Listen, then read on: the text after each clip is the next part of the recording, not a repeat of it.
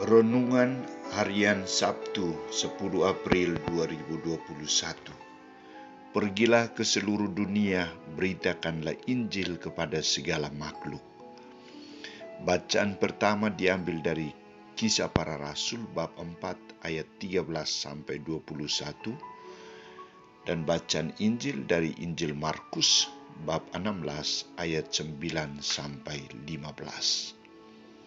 Saudara-saudariku terkasih, peristiwa kebangkitan Yesus tidak gampang diterima dan dipercaya oleh para muridnya.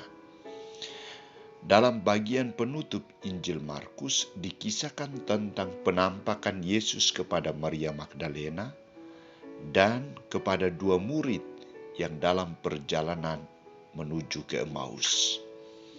Maria Magdalena dan dua murid yang sudah berjumpa dengan Yesus yang bangkit dengan semangat menceritakan pengalaman mereka ketika berjumpa dengan Yesus. Namun tanggapan para murid adalah mereka tidak yakin, mereka tidak percaya. Bagaimana tanggapan Yesus atas sikap para murid ini?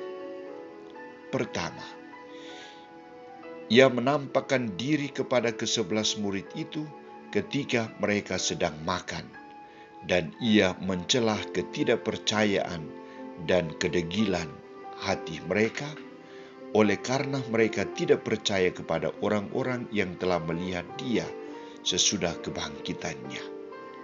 Pertanyaan, mengapa Yesus marah atas sikap para murid itu?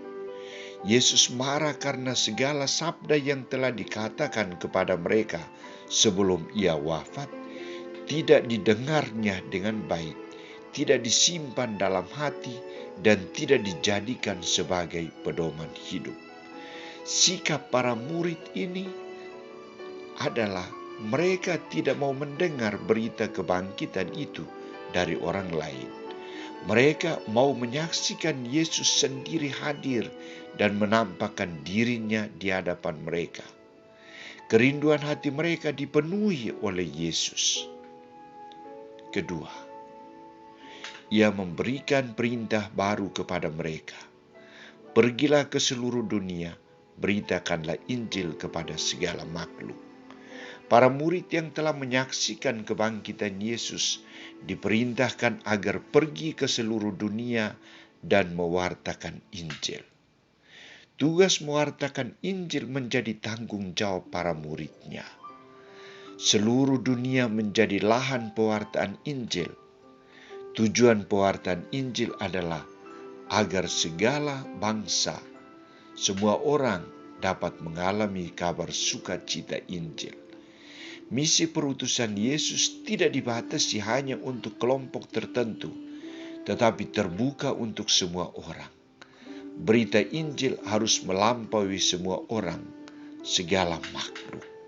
Saudara-saudariku terkasih, tugas mewartakan Injil menjadi tugas kita semua.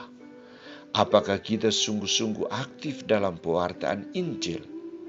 Apakah kita tahu dan yakin bahwa kita juga dipercaya oleh Yesus untuk mewartakan Injil kepada semua orang, kepada segala bangsa, suku, dan bahasa?